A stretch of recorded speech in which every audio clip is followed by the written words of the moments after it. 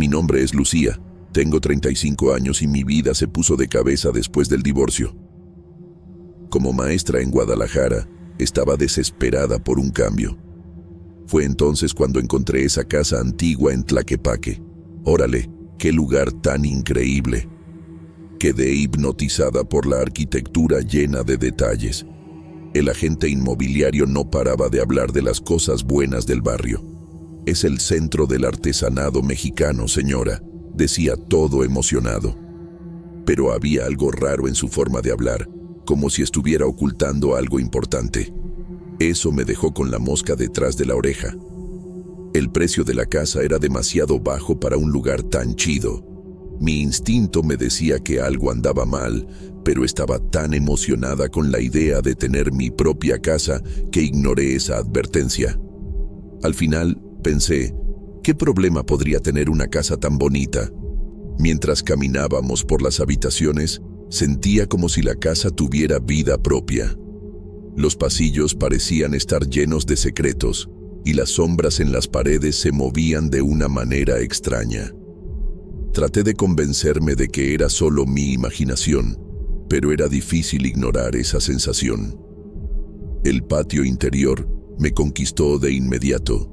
Ya me imaginaba tomando café ahí por las mañanas, rodeada de flores. El agente seguía hablando sin parar, pero me di cuenta de que evitaba mirar mucho tiempo al mismo lugar, como si las paredes pudieran contar una historia diferente a la suya. Cuando pregunté sobre los vecinos, noté que su voz se puso medio temblorosa. «Es un lugar tranquilo, todos se conocen», dijo, pero había algo falso en esa respuesta, como si estuviera mintiendo. Preferí no insistir, con miedo de perder el negocio.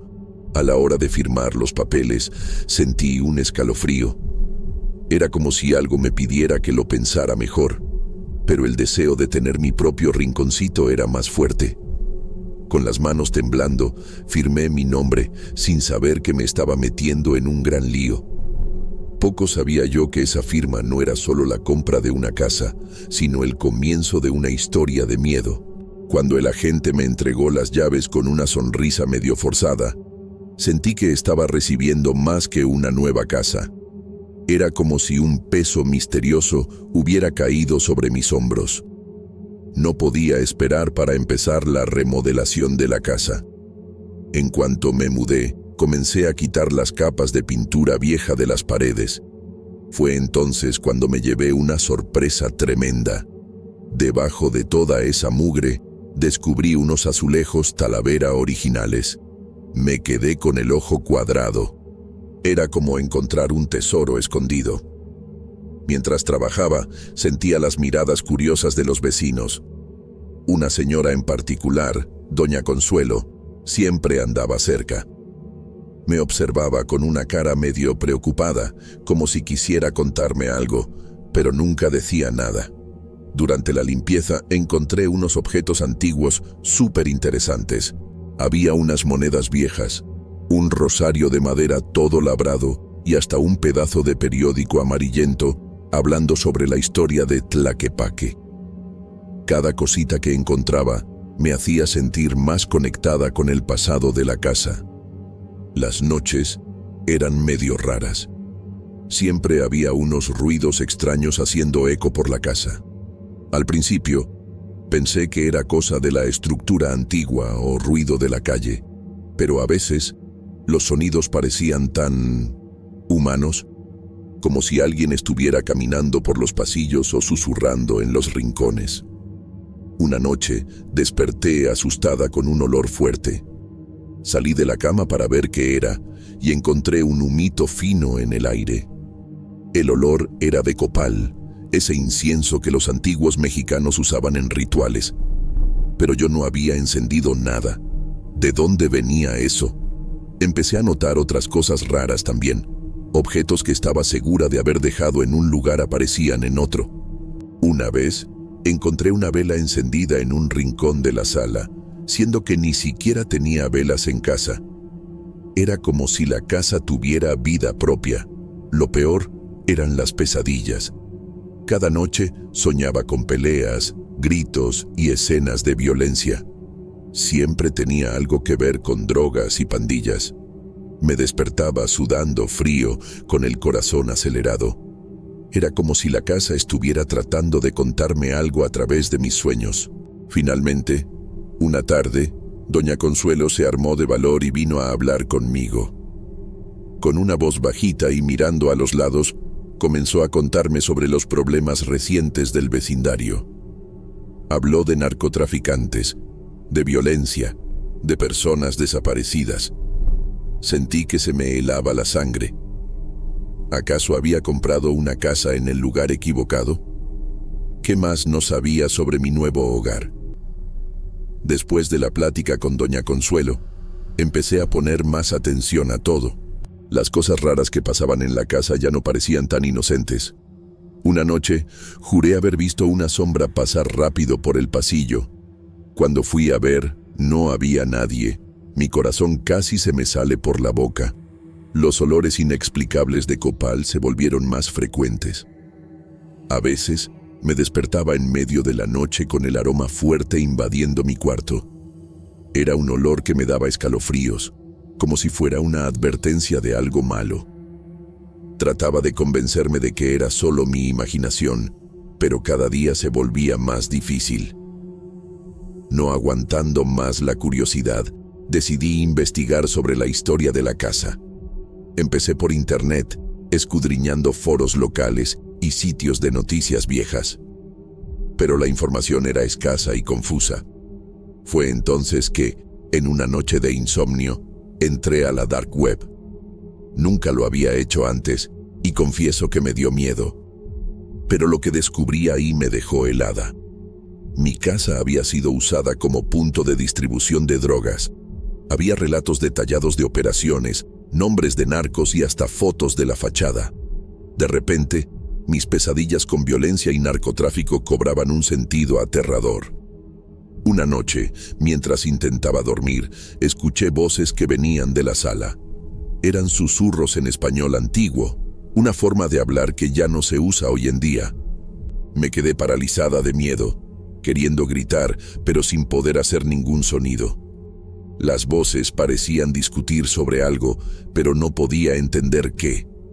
Al día siguiente, decidí explorar cada rincón de la casa.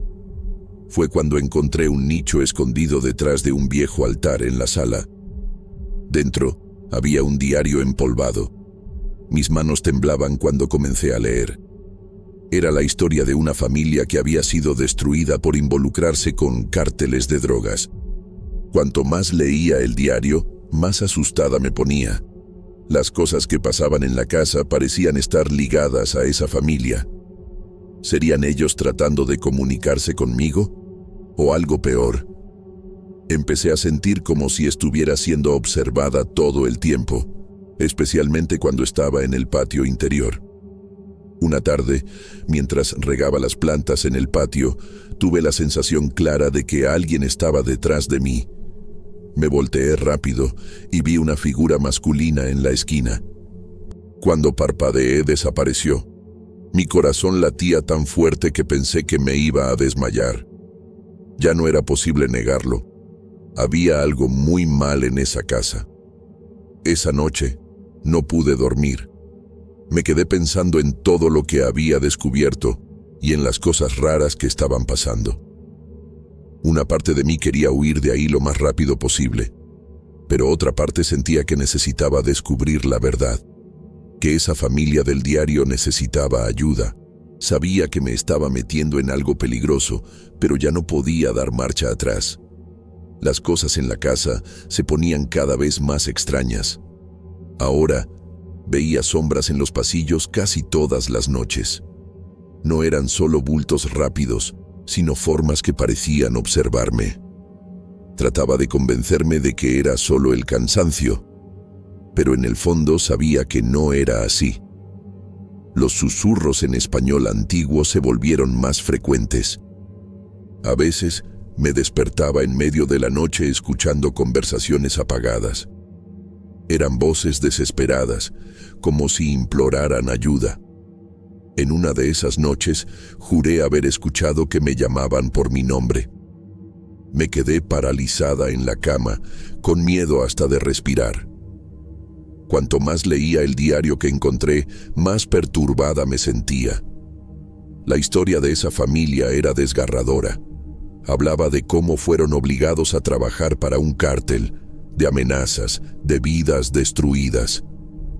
Empecé a sentir que no solo estaba leyendo un relato, sino viviendo parte de esa historia. Un día, mientras limpiaba el altar donde había encontrado el diario, noté algo raro en la pared. Había una pequeña grieta que nunca había visto antes. Curiosa, la toqué un poco y, para mi sorpresa, un pedazo de la pared se movió. Era una especie de compartimento secreto. Con las manos temblando, metí la mano en el agujero y saqué un paquete envuelto en tela vieja. Lo desenvolví con cuidado y casi grité del susto. Eran fotos antiguas, documentos y una pistola. Mi corazón se aceleró. ¿Qué acababa de descubrir? Las fotos mostraban personas que no conocía, pero una de ellas me llamó la atención. Era un joven con una mirada triste. Atrás de la foto estaba escrito Miguel, 1995. Algo me decía que ese Miguel era una pieza importante del rompecabezas. Esa noche, los eventos paranormales llegaron a su punto máximo. Mientras estaba en el patio interior, tratando de organizar mis pensamientos, sentí una presencia fuerte detrás de mí. Cuando me volteé, vi claramente la figura de un hombre mirándome. Pero no era una persona normal. Podía ver a través de él. Antes de que pudiera gritar o correr, la figura señaló una parte específica del patio y desapareció. Con el corazón en la boca, fui hasta el lugar. Había una pequeña diferencia en el piso, casi imperceptible. Empujé con fuerza y el suelo se abrió. Era la entrada a un sótano secreto. En ese momento, me di cuenta de que estaba a punto de descubrir la verdad detrás de todos los misterios de la casa. Con el corazón en la garganta, bajé las escaleras del sótano secreto. El olor a humedad y algo más, metálico, me golpeó de lleno. Encendí la linterna del celular y casi me caigo de espaldas con lo que vi. El sótano estaba lleno de cajas viejas, papeles esparcidos y, peor aún, manchas oscuras en el suelo que parecían sangre seca. De repente, un recuerdo de mi infancia volvió con fuerza. Cuando era niña, veía personas que nadie más veía, personas que ya no estaban vivas. Mi madre se aterrorizaba con esto. Un día me llevó a un ritual extraño. Me vendó los ojos y dijo palabras que no entendía. Después de eso, dejé de ver a los muertos. Hasta ahora, decidí que necesitaba saber más sobre la historia de la casa y del barrio. Al día siguiente, fui al mercado de Tlaquepaque. Los comerciantes me miraban de una manera extraña, como si supieran algo que yo no sabía. Finalmente, un señor que vendía cerámica se decidió a hablar. «Ah, la casa de la calle de las Flores», dijo, bajando la voz. «Muchas cosas malas pasaron ahí, señorita. El hijo de la última familia, Miguel, intentó salirse del cártel. Nadie lo volvió a ver después de eso». Sentí un escalofrío. Era el mismo Miguel de la foto que había encontrado. Regresé a casa con la cabeza dando vueltas. El patio, que antes me parecía tan acogedor, ahora tenía un aire sombrío. Las plantas parecían marchitarse ante mis ojos, como si la propia casa estuviera de luto. Esa noche, los eventos paranormales se intensificaron más que nunca. Objetos volaban por la casa, las luces parpadeaban sin parar y escuchaba gritos ahogados que venían de las paredes. Era como si la casa entera estuviera reviviendo su pasado violento. Y yo, por primera vez en años, comencé a ver bultos y sombras que no debían estar ahí. En un momento de puro terror, vi una figura masculina en el pasillo. Era Miguel, estoy segura. Me miró con ojos tristes y señaló hacia el sótano. Entendí el mensaje. La verdad estaba allá abajo. Era como si aquel ritual de mi infancia estuviera perdiendo efecto y yo volviera a ver lo que no debía. Temblando de pies a cabeza, bajé nuevamente al sótano. Esta vez fui directo a una esquina que no había explorado antes. Había un montón de escombros que parecía fuera de lugar. Comencé a remover los pedazos de madera y ladrillos y entonces, Dios mío, encontré huesos humanos. En ese instante, sentí como si todo el aire hubiera sido succionado del sótano. La temperatura bajó de repente y podía ver mi propia respiración. Una voz susurró en mi oído: «Ayúdanos». Entendí que no era solo la historia de Miguel la que necesitaba ser contada. Había mucho más detrás de los secretos de esa casa, y ahora me tocaba a mí revelar la verdad. Mi don de la infancia había vuelto, y sabía que ya no podía huir de él. Después del descubrimiento impactante en el sótano, pasé días en un estado de agitación constante. Las visiones se volvieron más frecuentes e intensas. Sombras me seguían por la casa, voces susurraban en mis oídos. Me di cuenta de que no bastaba solo con exponer la verdad en el mundo físico. Las almas atrapadas en esa casa necesitaban liberación. Me sumergí en investigaciones sobre rituales de limpieza espiritual. Mezclé tradiciones mexicanas antiguas con lo que intuía sobre mi propio don. Platiqué con curanderos locales, buscando orientación. Cada pieza de información parecía encajar en un rompecabezas cósmico. En la noche de luna llena, me preparé para el ritual. Transformé el patio interior en un espacio sagrado. Encendí velas de diferentes colores, cada una representando una intención. Esparcí flores de cempasúchil, formando un círculo protector. El aroma de copal llenaba el aire, mezclándose con el olor de otras hierbas que aprendí a usar.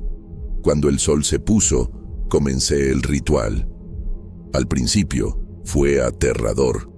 Las paredes de la casa parecían temblar, escuchaba gritos y lamentos haciendo eco por todos lados. Objetos se movían solos, pero algo dentro de mí me impulsaba a continuar, una fuerza que no sabía que poseía. En el punto culminante del ritual, fue como si un velo se hubiera rasgado. Vi a todos los espíritus atrapados en la casa. Miguel estaba ahí, junto con muchos otros. Sus historias, sus dolores, todo se volvió claro para mí en un instante. Era un peso aplastante de sufrimiento e injusticia. Con palabras que parecían venir del fondo de mi alma, comencé a guiarlos. Hablé sobre el perdón, sobre dejar ir, sobre encontrar paz. Cada espíritu tenía su propio viaje, su propio dolor que resolver. Algunos parecían resistirse, atrapados en su enojo y deseo de venganza. Otros prácticamente corrieron hacia la luz que comenzó a formarse en el centro del patio. El proceso fue agotador. Sentí como si estuviera cargando el peso de décadas de sufrimiento. Pero a medida que cada espíritu encontraba su camino, la atmósfera de la casa cambiaba. El aire se volvía más ligero, las sombras menos densas. Miguel fue el último en partir. Se acercó a mí, sus ojos ahora llenos de una paz que nunca había visto antes. «Gracias», dijo, su voz haciendo eco no solo en mis oídos, sino en mi corazón. «Cuida la verdad». Con esas palabras, se unió a los demás en la luz. Cuando el sol salió, me encontré tirada en el suelo del patio, exhausta pero profundamente transformada. La casa estaba diferente, ligera, pacífica, como si hubiera soltado un largo suspiro de alivio. Las plantas parecían más vibrantes, los colores más vivos. Sabía que los espíritus habían encontrado su descanso. Han pasado 10 años desde aquella noche de luna llena en el patio de mi casa en Tlaquepaque. A veces parece que fue ayer. Otras veces siento como si hubiera sido en otra vida. Con el tiempo, las cosas se calmaron. Conocí a Carlos, un profesor de historia, durante una conferencia que di sobre los eventos en la universidad local. Nos enamoramos Y, 2 años después, nos casamos en una ceremonia sencilla en el patio de mi casa. Sí, la misma casa. Pero ahora era un lugar de luz y amor. Tuvimos 2 hijos, Miguel y Consuelo. La elección de los nombres fue mi forma de homenajear a aquellos que me ayudaron a desentrañar los misterios del pasado. Miguel tiene 7 años ahora y Consuelo 5. Son niños alegres y llenos de vida, corriendo por el mismo patio donde una vez realicé aquel ritual intenso. Lo más increíble de todo es que, desde aquella noche, nunca más volví a ver ninguna entidad. Es como si mi don hubiera cumplido su propósito y luego desaparecido. Al principio, confieso que me ponía tensa, esperando ver algún bulto o escuchar algún susurro. Pero nada sucedió. La casa está en paz y yo también. Sigo dando clases, ahora en una universidad. A veces, cuento partes de mi historia a los alumnos, como un estudio de caso sobre la importancia de enfrentar el pasado y buscar la verdad. Muchos no creen en la parte sobrenatural, y está bien. Lo importante es el mensaje de justicia y valentía. Miro a mi familia, a esta casa que se ha convertido en un verdadero hogar, y siento una profunda gratitud. El viaje fue aterrador e intenso, pero me trajo hasta aquí. Estoy en paz con el pasado y emocionada por el futuro. Y gracias a Dios, los únicos fantasmas que veo ahora son los de las historias que les cuento a Miguel y Consuelo antes de dormir. Historias de valentía, verdad y el poder de hacer la diferencia.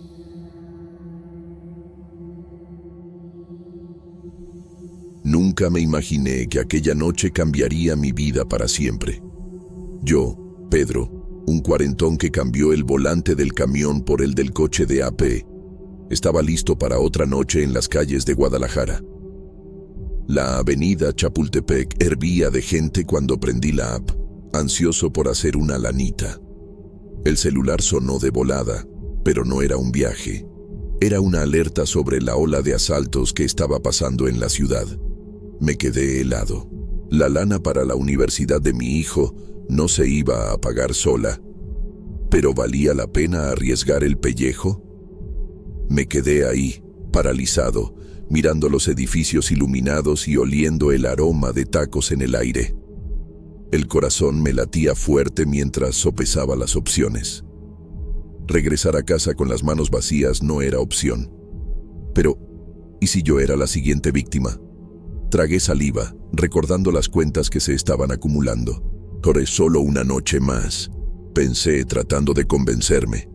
Pero algo en el fondo de mi mente gritaba que esta decisión podía ser fatal. Respiré hondo, agarré el volante con fuerza y acepté el primer viaje. Las calles oscuras de Guadalajara me tragaban mientras rezaba en voz baja.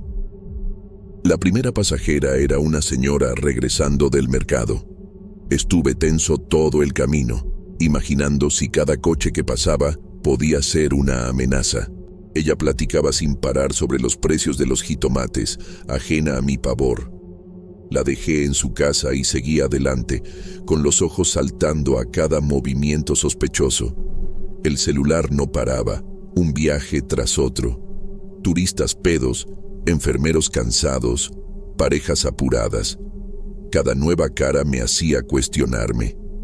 ¿Este será de fiar? Las horas pasaban y yo seguía en esa tensión. Cada semáforo en rojo era una tortura. Me imaginaba a unos enmascarados saliendo de la nada, sacándome del coche a la fuerza. El celular vibraba sin parar, pero apenas podía concentrarme en las rutas. La ciudad que conocía tan bien ahora parecía un laberinto hostil. Traté de calmarme, prendiendo el radio bajito. Las noticias solo hablaban de violencia.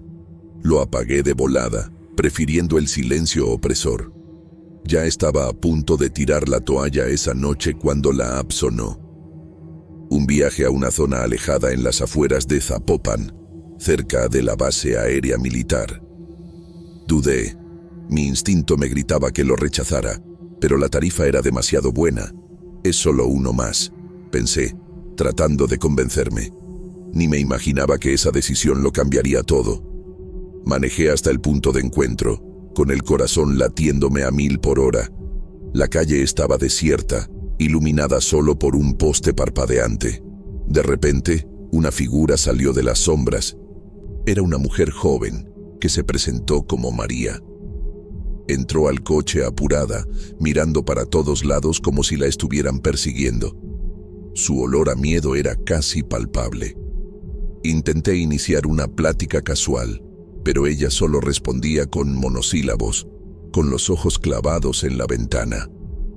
El silencio dentro del coche era opresivo, roto solo por el sonido del motor y mi respiración pesada. Mientras avanzábamos por la avenida Vallarta, María empezó a hacer preguntas raras. Quería saber sobre mis rutas habituales, los horarios en los que solía chambear, si tenía pasajeros regulares.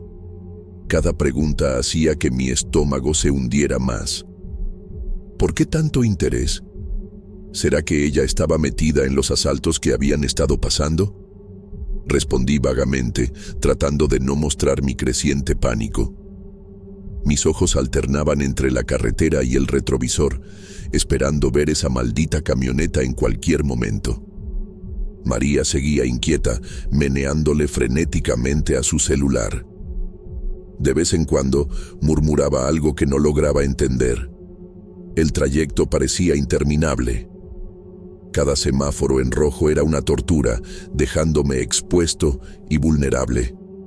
Empecé a imaginar escenarios terribles. ¿Y si ella tuviera cómplices esperándonos en el destino? ¿Y si esto fuera una trampa elaborada? Mi mente daba vueltas con posibilidades espantosas, cada una peor que la otra. Finalmente llegamos al destino en Zapopan. Era un lugar aislado, rodeado de terrenos baldíos. María saltó del coche como si estuviera en llamas.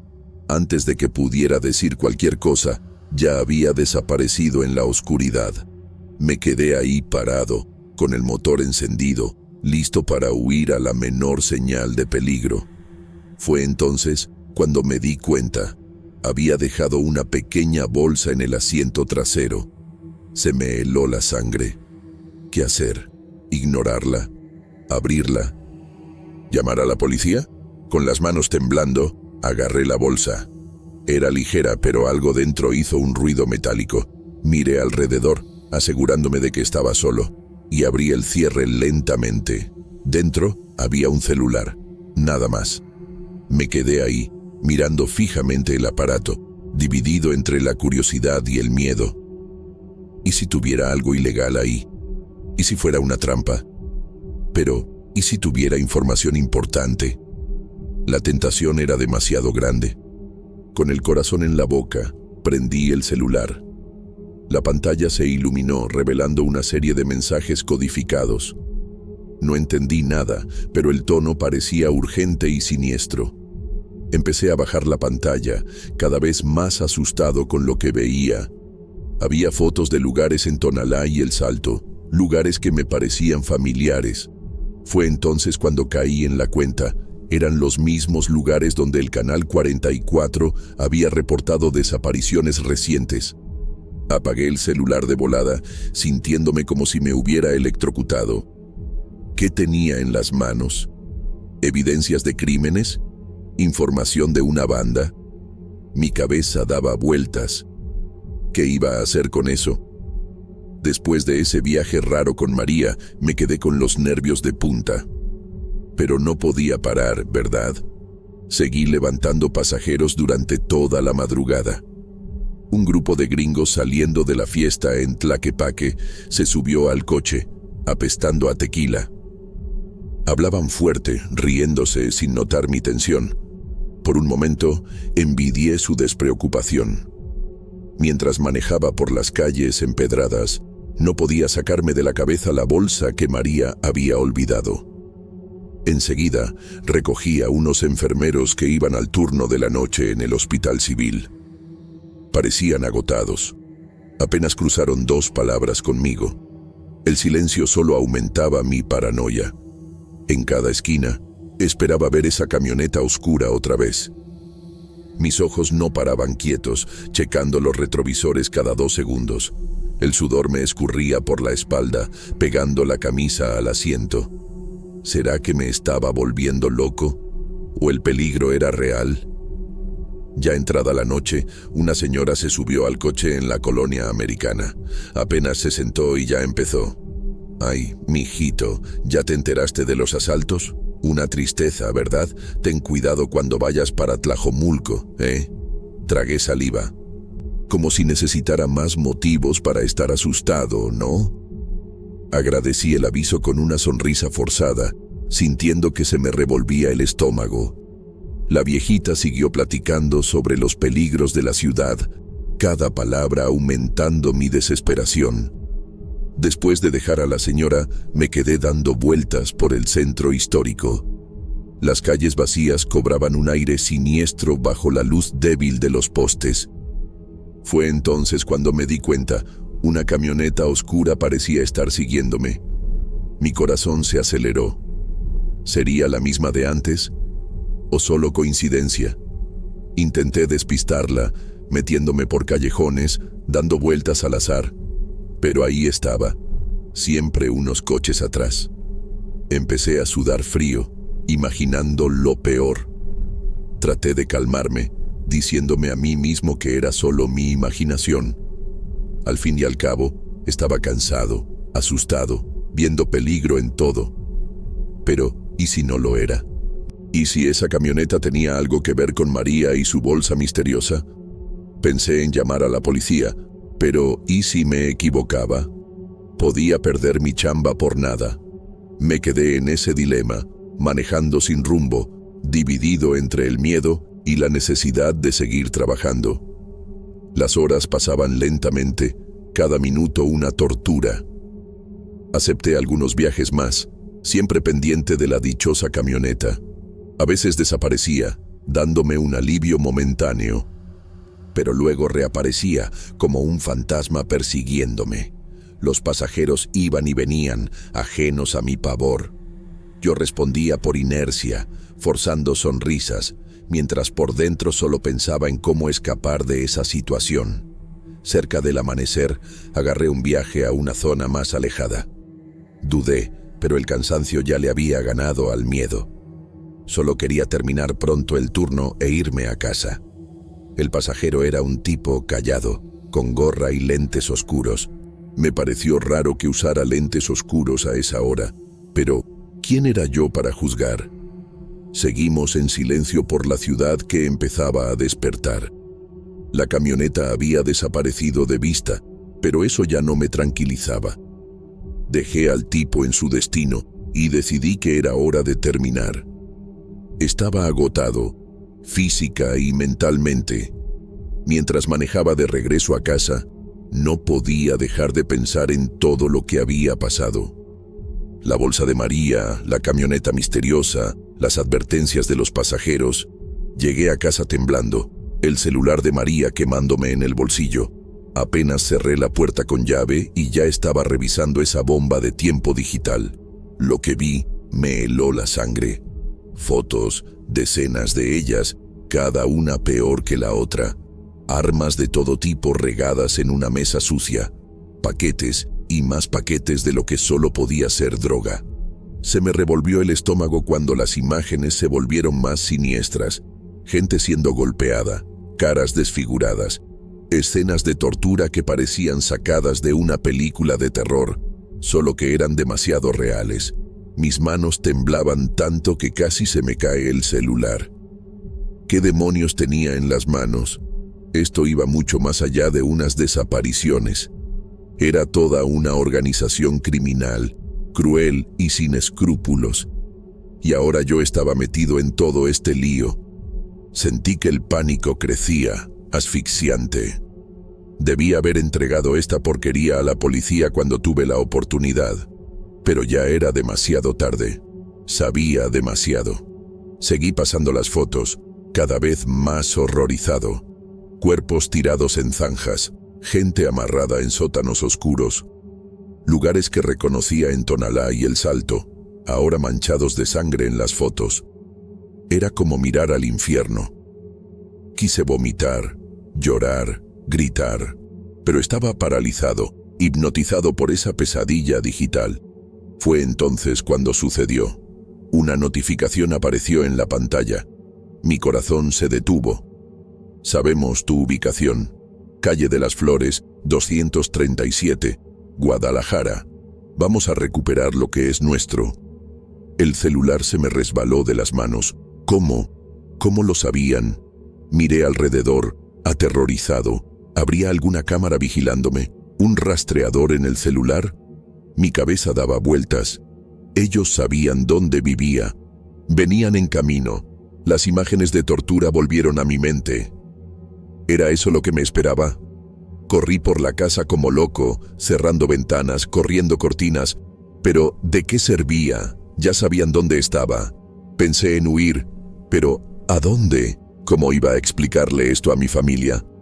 Oye, amor, tenemos que mudarnos de ciudad porque encontré un celular lleno de pruebas de crímenes. Estaba acorralado. El miedo me consumía. Cada ruido en la calle me hacía brincar. ¿Serían ellos llegando? Agarré el celular de nuevo, desesperado. Tenía que haber una forma de salir de esta. Tal vez si lo devolvía, explicaba que fue un malentendido, pero ¿y si no me creían? ¿Y si querían silenciarme de todos modos? Las fotos de tortura volvieron a mi mente, haciéndome temblar. Había visto demasiado, sabía demasiado. ¿Habría vuelta atrás? El tiempo pasaba, cada minuto una eternidad. Alternaba entre el pánico total y una calma forzada. Y tal vez sea solo una broma pesada, trataba de convencerme, pero en el fondo lo sabía. Aquello era real, peligrosamente real, y yo estaba en el ojo del huracán. Las horas se arrastraban. Cada coche que pasaba por la calle podía ser ellos. Cada sombra podía esconder a un asesino. Sentado en el suelo de la sala, abrazando mis rodillas, esperaba. El celular a mi lado, silencioso, pero amenazante. ¿Qué había hecho? Como una noche normal de trabajo se había convertido en esta pesadilla. Las lágrimas corrían por mi cara mientras miraba fijamente la puerta, esperando lo inevitable. Vendrían. Y cuando vinieran, ¿qué sería de mí? El miedo y el arrepentimiento me consumían. Solo quería volver en el tiempo, rechazar ese maldito viaje, pero ya era tarde. Solo me quedaba esperar y rezar por un milagro. Los días se arrastraban en una agonía sin fin. Cada segundo era una tortura, mis ojos saltando con cada ruido en la calle. Pero lo peor, nadie vino a buscar ese maldito celular. ¿Por qué chingados no venían a recoger la porquería? Yo quería deshacerme de eso más que nada. Cada vez que miraba el aparato, sentía como si hubiera tragado plomo. Era la fuente de todo mi tormento, pero también mi única protección. Una paradoja que me estaba volviendo loco. Volví a chambear. No tenía de otra. Las cuentas no dejan de llegar solo porque estés en medio de una pesadilla, ¿verdad? Cada viaje era una prueba para mis nervios. ¿Será que este pasajero es uno de ellos? ¿Será que me van a emboscar en el próximo semáforo? El mercado de abastos, que antes era solo un punto de referencia más, ahora parecía el epicentro de toda esta locura. Pasé por ahí varias veces, como esperando que alguien saltara frente a mí y gritara, «El celular, dame el celular». Pero nada. Los mensajes en el celular de María no paraban. Códigos, coordenadas, nombres de calles. Yo no entendía ni madres, pero sabía que era importante, demasiado importante. ¿Por qué no venían a buscarlo? ¿Sería una prueba? ¿Querían ver qué iba a hacer con eso? Cada teoría más loca que la otra pasaba por mi cabeza. Quería gritarle a toda la ciudad, «Oigan, tengo el celular aquí, vengan a buscar esta chingadera». Pero claro que no podía. Una noche, manejando por la calzada Independencia, noté unas camionetas siguiéndome. Mi corazón se me fue a la garganta. «Es ahora», pensé. Mezcla de miedo y alivio. Al menos iba a terminar, ¿no? Pero después de horas en esta persecución silenciosa, desaparecieron. ¿Qué pedo con eso? ¿Estaban jugando conmigo? ¿Era algún tipo de tortura psicológica? Llegué a casa temblando, sintiéndome como una rata en un laberinto enfermo. Las amenazas empezaron a llegar a mi celular personal. Sabemos lo que andas haciendo. Para allá. ¿Parar qué chingados? Yo no estaba haciendo nada. Solo quería devolver esa bomba de tiempo digital y volver a mi vida normal. Mencionaron a mi familia, a mi hijo en Tlaquepaque. El miedo se convirtió en coraje. ¿Por qué no pedían de una vez el pinche celular? ¿Por qué toda esta novela? Me senté en la cama, los dos celulares frente a mí, el mío y el de María. Objetos tan parecidos, pero uno de ellos tenía el poder de destruir mi vida. Pensé en tirarlo, romperlo, quemarlo. Pero ¿y si eso empeoraba todo? ¿Y si pensaban que estaba escondiendo algo? Estaba atrapado en una trampa sin salida, y lo peor es que la puerta estaba abierta. Bastaba con que alguien viniera y tomara la llave. La paranoia me estaba consumiendo. Cada coche en la calle podía ser ellos. Cada llamada podía ser la última. Quería gritar, suplicar que acabaran con esto de una vez. Vengan a buscar el celular. Está aquí, pueden llevárselo. Solo déjenme en paz. Pero el silencio continuaba. Un silencio ensordecedor, lleno de amenazas invisibles.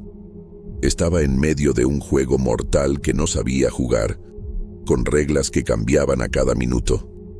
Y lo peor, lo único que quería era entregar el maldito premio y salirme del juego. Pero nadie parecía querer darme ese lujo. Ya había pasado casi un mes desde que ese maldito celular había entrado en mi vida, poniéndolo todo de cabeza. Estaba hecho una mierda, apenas dormía, apenas comía.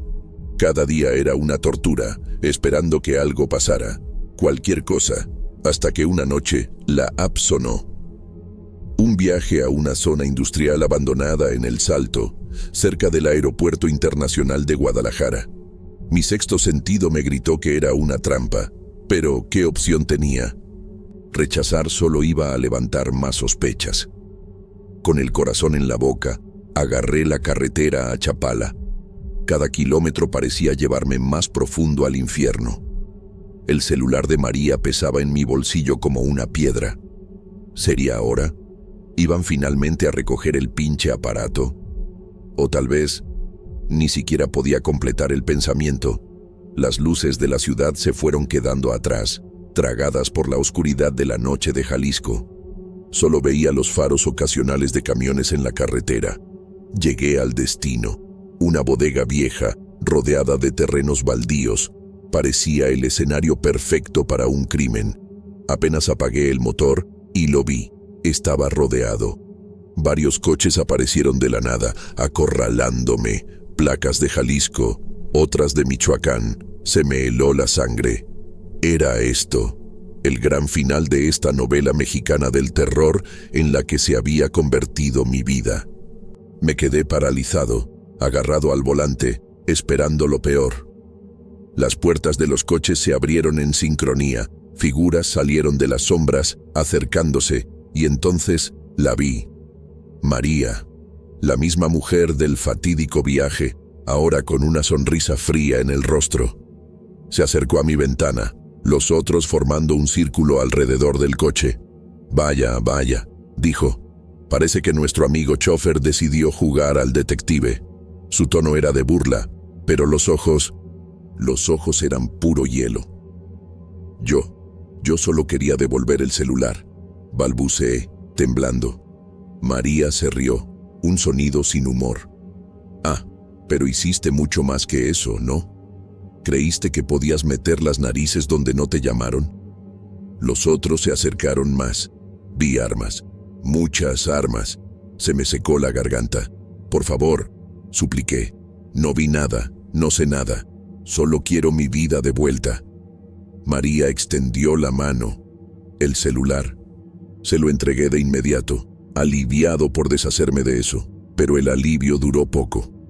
«¿Sabes?», continuó, «normalmente, las personas que saben demasiado tienen un accidente. Cerré los ojos, esperando lo peor. Así era como terminaba. Un balazo en medio de la nada. Mi familia ni siquiera sabría qué pasó. Pero entonces, María dijo algo que me sorprendió. Pero tú puedes ser útil. Abrí los ojos confundido. ¿Qué? Sonrió, esa sonrisa fría otra vez. Tú conoces las calles, conoces a la gente, puedes ser nuestros ojos y oídos. Entendí de inmediato lo que quería. Yo sería su informante, un espía disfrazado de chofer común. Mi cabeza daba vueltas. ¿Era eso o la muerte? Lo sabía. Pero ¿cómo podría? ¿Cómo viviría conmigo mismo? ¿Y si me niego? Pregunté, ya sabiendo la respuesta. María hizo un gesto. Uno de los hombres se acercó, mostrando fotos en el celular. Mi casa, mi familia, mi hijo en la universidad. El mensaje era claro. Tragué saliva, no tenía opción. Ok, susurré derrotado. María sonrió satisfecha. Perfecto, recibirás instrucciones y recuerda, siempre estamos observando. Empezaron a alejarse, volviendo a sus coches.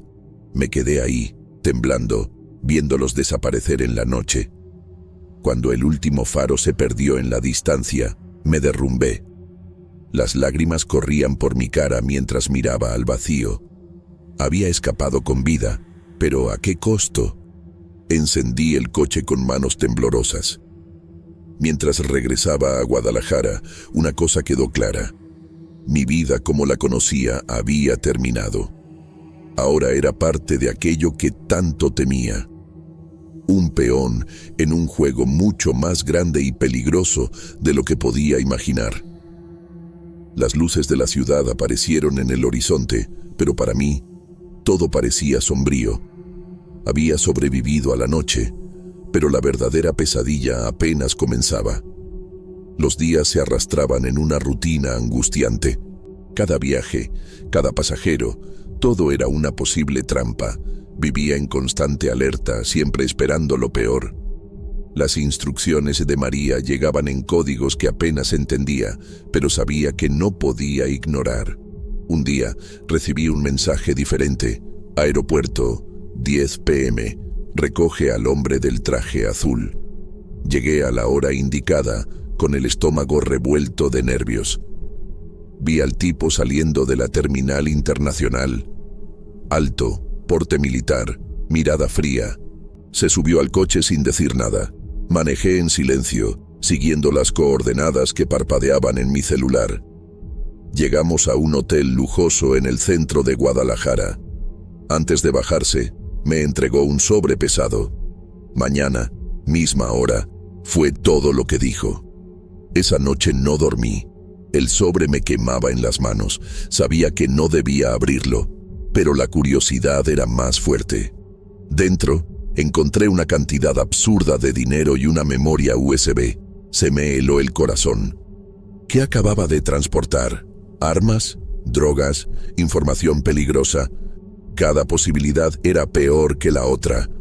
Las semanas siguientes fueron un borrón de misiones similares. Personas misteriosas, lugares sospechosos, sobres secretos.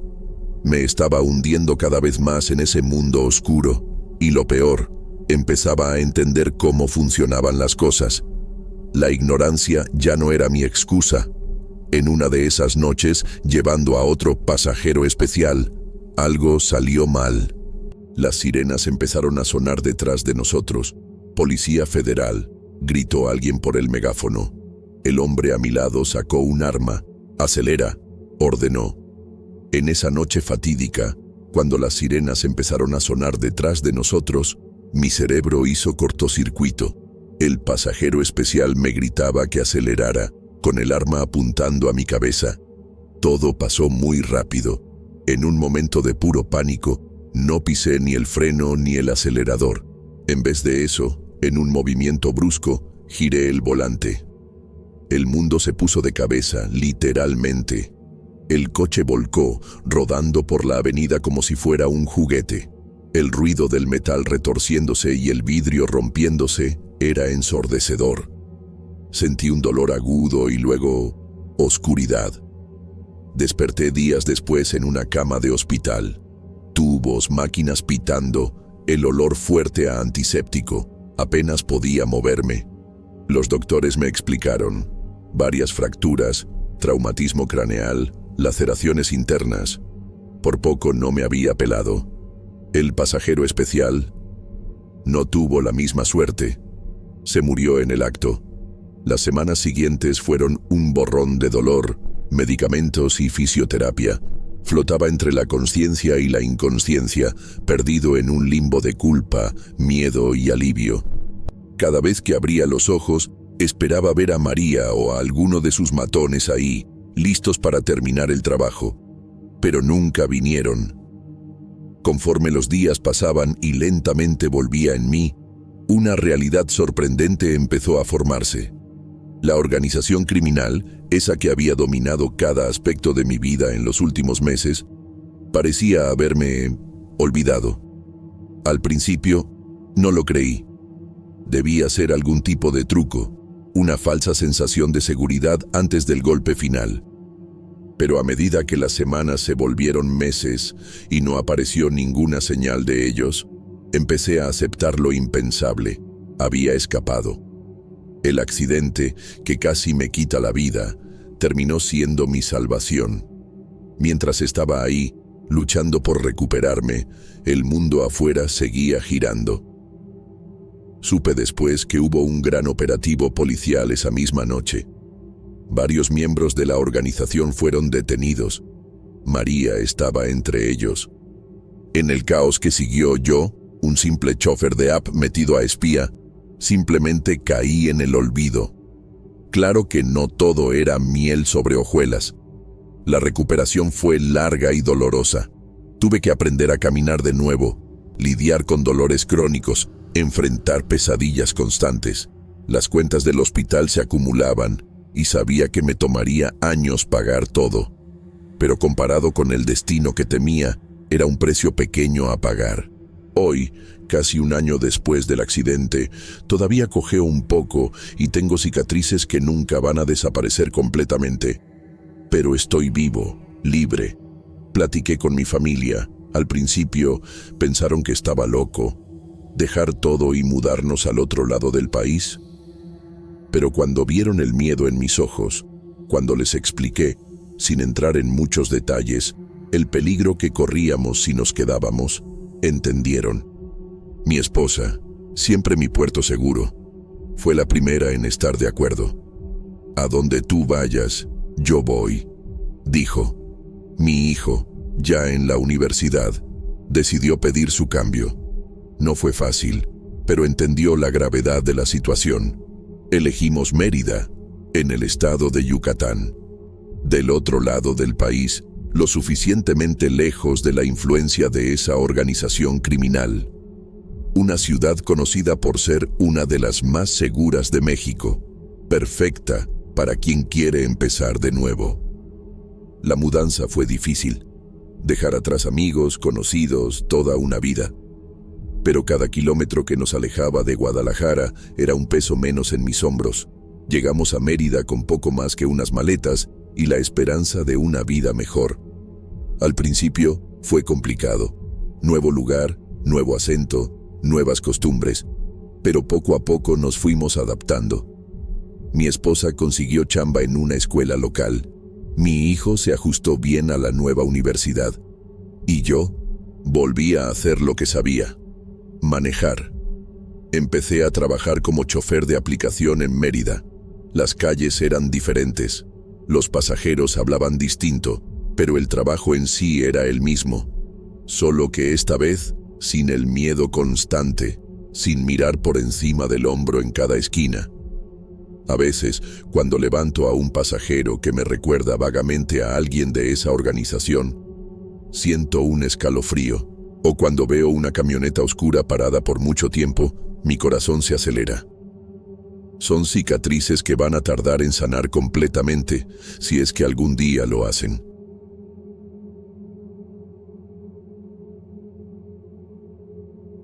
Me llamo Alejandro y tengo 28 años.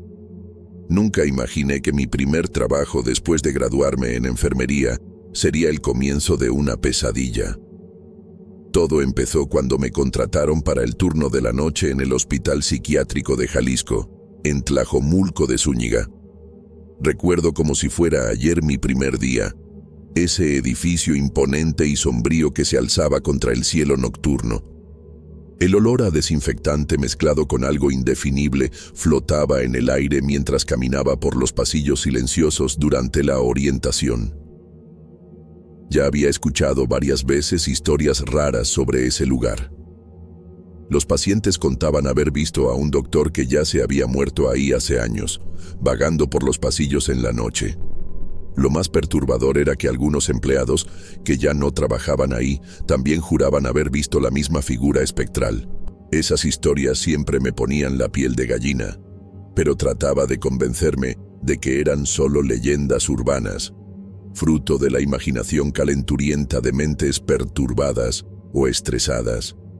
Fue esa noche cuando escuché por primera vez el nombre, Doctor Fantasma. Los otros empleados cuchicheaban en las esquinas, intercambiando miradas nerviosas mientras contaban la historia de un médico que se había muerto de sobredosis décadas atrás. Decían que su espíritu todavía vagaba por los pasillos del hospital, buscando algo que nadie sabía a ciencia cierta qué era. Me reí nerviosamente, tratando de alejar el miedo que empezaba a instalarse en mi pecho. Ignoré las historias y me concentré en aprender mi nueva rutina. El hospital de noche era un lugar completamente diferente. Las sombras parecían moverse por su cuenta y el silencio solo era roto por los gemidos ocasionales de los pacientes. Mientras caminaba solo para revisar los cuartos, sentía como si ojos invisibles me observaran desde cada rincón oscuro. En la primera noche de trabajo efectivo, noté algo raro. Uno de los gabinetes de medicamentos estaba entreabierto, aunque estaba seguro de haberlo cerrado con llave momentos antes. Cuando me acerqué para cerrarlo, sentí un escalofrío recorrer mi espalda. El aire a mi alrededor se puso de repente helado y, por un instante, creí haber visto una sombra moverse por el reflejo en el vidrio del gabinete. Sacudí la cabeza, tratando de alejar esos pensamientos irracionales. Era solo el cansancio y el estrés del primer día, me dije a mí mismo. Pero conforme avanzaba la noche, no podía librarme de la sensación de que algo andaba mal. Los pasillos parecían más largos, las sombras más densas, y los sonidos del hospital, el zumbido de las luces fluorescentes, el pitido distante de las máquinas, parecían cargados de una tensión inexplicable. Cerca del final del turno, mientras hacía mi última ronda, escuché un susurro viniendo de uno de los cuartos vacíos. Mi corazón se aceleró cuando abrí la puerta lentamente, esperando encontrar a un paciente fuera de la cama. Pero el cuarto estaba vacío, las cortinas moviéndose suavemente con la brisa de la ventana abierta.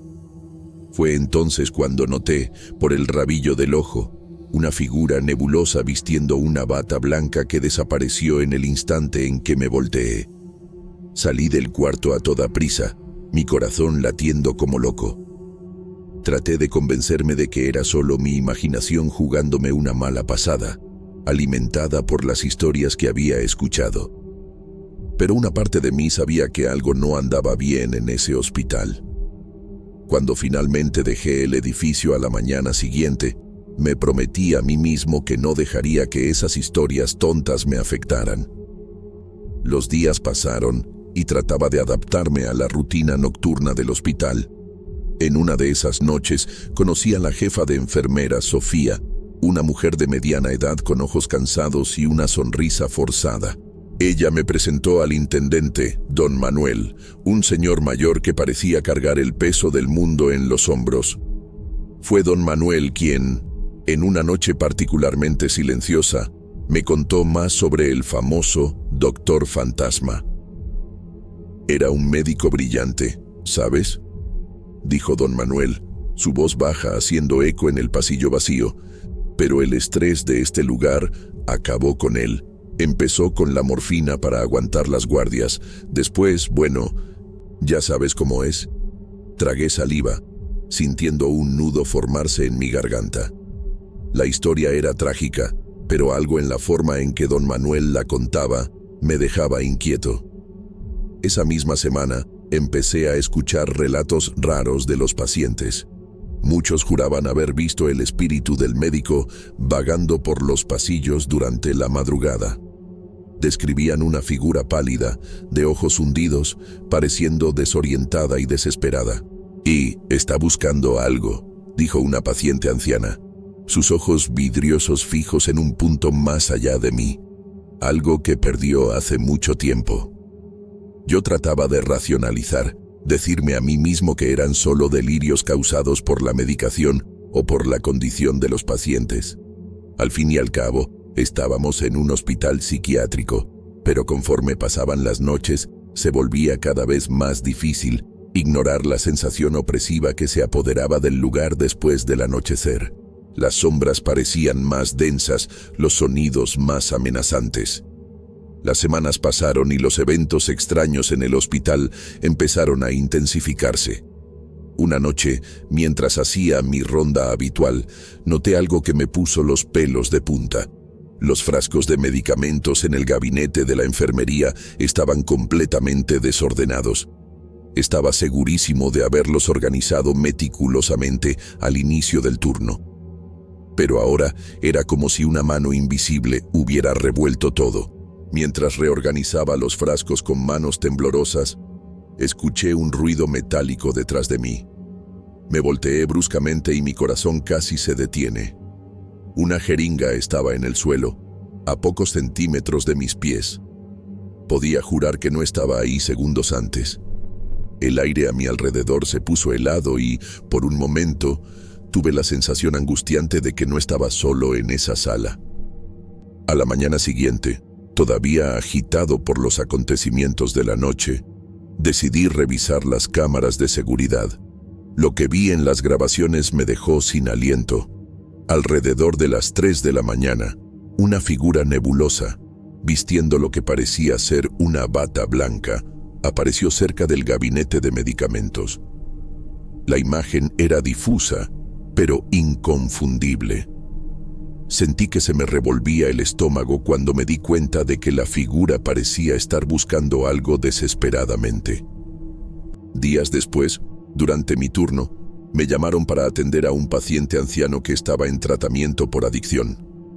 Cuando entré al cuarto, el hombre estaba sentado en la cama, mirando fijamente a una esquina vacía. Con voz temblorosa, me dijo: «El doctor estuvo aquí otra vez. Se ve tan perdido, tan desesperado. Suplica por ayuda, pero no sé cómo ayudarlo». Sentí un escalofrío recorrer mi espalda. Esa noche no pude dormir. Las palabras del paciente resonaban en mi mente. Decidí que necesitaba saber más sobre la historia de este misterioso médico. En mi día libre, fui a la biblioteca municipal y empecé a investigar los archivos antiguos del hospital. Lo que descubrí me dejó aún más perturbado. Había registros detallados sobre un médico brillante que había trabajado en el hospital décadas atrás, pero que sucumbió a una adicción devastadora a la morfina.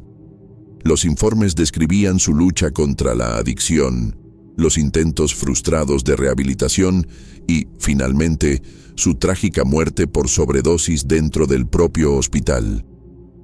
Pero había algo más en los registros, algo que me hizo sentir como si estuviera siendo observado incluso ahí, en la silenciosa biblioteca. Menciones de eventos inexplicables que comenzaron a ocurrir poco después de su muerte, muy similares a lo que yo estaba presenciando ahora. Volví a casa esa noche con la cabeza dando vueltas. Las piezas del rompecabezas empezaban a encajar, pero la imagen que formaban era aterradora. Ya no podía negar que algo sobrenatural estaba sucediendo en el Hospital Psiquiátrico de Jalisco. El espíritu del médico parecía estar atrapado ahí, reviviendo su adicción y su desesperación noche tras noche. Los días que siguieron fueron un torbellino de eventos cada vez más perturbadores. Una noche, mientras hacía mi ronda habitual, La alarma del gabinete de narcóticos se disparó sin ningún motivo aparente. Corrí hasta allí, mi corazón latiendo como loco, solo para encontrar todo en orden. Pero el aire estaba helado, y podía jurar que vi una sombra moviéndose en el reflejo del vidrio. Esa misma semana, durante una conversación tensa con Sofía, la jefa de enfermeras, descubrí algo que me dejó aún más alarmado. Varios empleados habían pedido su cambio en las últimas semanas, todos reportando síntomas inexplicables de abstinencia. Es como si algo en este lugar estuviera chupando nuestra energía, susurró, mirando nerviosamente por encima del hombro. Algunos juran que sienten una presencia siguiéndolos por los pasillos. Yo trataba de mantener la calma, pero cada vez más me sorprendía mirando por encima del hombro, esperando ver esa figura nebulosa que ahora poblaba mis pesadillas. Los pacientes estaban más agitados que nunca, muchos negándose a tomar sus medicamentos, alegando que el doctor les había dicho que eran peligrosos. La atmósfera en el hospital se volvía más densa cada día, como si una tormenta invisible estuviera formándose. En una noche particularmente agitada, mientras corría de un cuarto a otro tratando de calmar a los pacientes, sucedió. Al final de un pasillo mal iluminado, vi claramente la figura del médico. Estaba de espaldas a mí, pero pude ver cuando levantó el brazo, como si estuviera inyectándose algo. Cuando grité y corrí en su dirección, simplemente desapareció. El lugar donde estaba quedó marcado por un charco de un líquido que no podía identificar. Esa visión me sacudió profundamente. Ya no podía negar lo que estaba pasando. La adicción del médico, de alguna manera, permanecía activa incluso después de su muerte. Era como si su espíritu estuviera atrapado en un ciclo interminable de búsqueda y uso de drogas, arrastrando consigo la energía del hospital y de todos los que estaban ahí. Empecé a preguntarme si era posible que una adicción fuera tan fuerte como para trascender la propia muerte. En las noches siguientes, noté que mi propio comportamiento estaba cambiando. Me sorprendía mirando fijamente el gabinete de medicamentos, sintiendo una atracción inexplicable. Mis manos temblaban cuando manipulaba los frascos y a veces tenía lagunas mentales, no recordando cómo había llegado a ciertos lugares del hospital.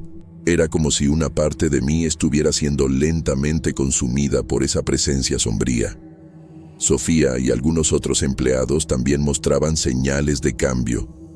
Ojeras profundas, comportamiento errático, repentinos estallidos de ira seguidos por periodos de apatía total. El hospital entero parecía estar bajo el efecto de alguna droga invisible y poderosa. Los pacientes, irónicamente, parecían ser los únicos inmunes a este efecto, como si ya estuvieran acostumbrados a lidiar con realidades distorsionadas. Una noche, mientras ayudaba en la limpieza de una antigua sala de archivos, algo llamó mi atención. Escondido detrás de un viejo escritorio polvoriento, encontré un diario desgastado. Mis manos temblaban cuando lo abrí, sintiendo instintivamente que estaba a punto de desentrañar un secreto enterrado hace mucho tiempo. Las primeras páginas revelaron que el diario pertenecía al médico fallecido, el mismo que ahora rondaba los pasillos del hospital. Las palabras garabateadas en las páginas amarillentas contaban una historia de declive y desesperación. El médico describía en detalles angustiantes su caída en la adicción, empezando con pequeñas dosis de morfina para lidiar con el estrés del trabajo, evolucionando a una dependencia incontrolable. Cada entrada se volvía más frenética, más desesperada, a medida que luchaba contra sus demonios internos. 18 de octubre. Intenté parar otra vez hoy. Los dolores son insoportables. Veo sombras en las esquinas de los cuartos. ¿Será que me estoy volviendo loco? ¿O será que este lugar me está consumiendo? Conforme avanzaba en la lectura, una sensación de horror creciente se apoderaba de mí. El médico no solo estaba luchando contra su propia adicción, estaba siendo consumido por la atmósfera opresiva del hospital. En las últimas páginas, su escritura se volvía casi ilegible, pero las palabras escape, prisión y condenado saltaban a mis ojos. Se me heló la sangre cuando leí la última entrada, 3 de noviembre. No hay salida. Este lugar se está alimentando de mí. Mi vida está aquí. Ya no puedo soportarlo más. Que Dios tenga piedad de mi alma. Con el corazón pesado y la mente hecha un torbellino, tomé una decisión. Necesitaba salir de ese lugar antes de que fuera demasiado tarde. A la mañana siguiente, con las manos temblorosas y ojeras profundas, entré a la oficina de recursos humanos e hice algo que jamás pensé que haría. Pedí mi cambio inmediato. Mientras llenaba los formularios, podía sentir las miradas de los otros empleados sobre mí. ¿Serían miradas de comprensión? ¿De alivio por ver a alguien escapando? ¿O de envidia por no tener el valor de hacer lo mismo? No importaba. Yo sabía que esta era mi única oportunidad de salvar mi cordura y, tal vez, mi alma. Al firmar el último documento, sentí una mezcla de miedo y esperanza. Miedo de lo que el futuro me deparaba, pero también esperanza de que, lejos de ese lugar maldito, pudiera recuperar mi paz mental y dejar atrás los horrores que había presenciado. Mientras salía de la oficina, miré una última vez los pasillos sombríos del hospital.